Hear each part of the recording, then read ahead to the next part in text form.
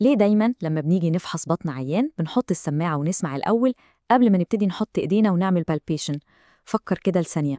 تفتكر إيه السبب؟ الإجابة بسيطة جدا بس بتوريه قد إيه الترتيب في الطب مهم.